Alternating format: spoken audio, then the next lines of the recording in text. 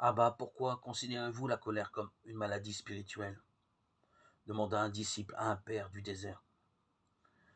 Qu'elle soit sociale ou individuelle, qu'elle se déploie dans les réseaux sociaux ou dans la vraie vie, les expressions de colère ne manquent pas.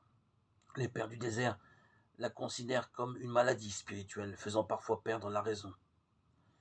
Ils en parlent comme d'un poison qui ronge de l'intérieur.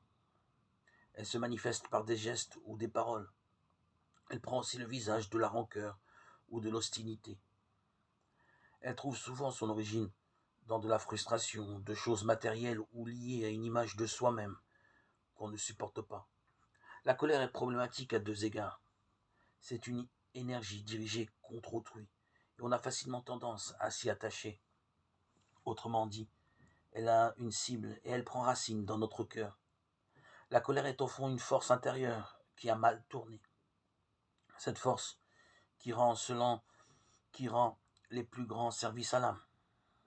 C'est grâce à elle que nous pouvons tenir dans les épreuves de nos existences ou lutter quand la vie est menacée.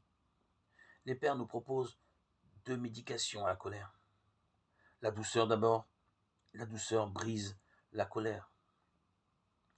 La colère est comparée à un feu que seule la douceur peut éteindre.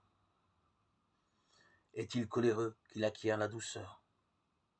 Cette douceur n'est pas de la faiblesse, car elle relève d'un choix positif et actif qui petit à petit amène une certaine paix intérieure. Elle est à cultiver envers les autres et aussi envers soi-même. Le service ensuite. Si tu es agité par la colère, fais-toi le serviteur de tes frères. Le service agit en faisant d'autrui non plus une cible mais un bénéficiaire, un banquet, où le service convie ses ennemis, dissipe la colère.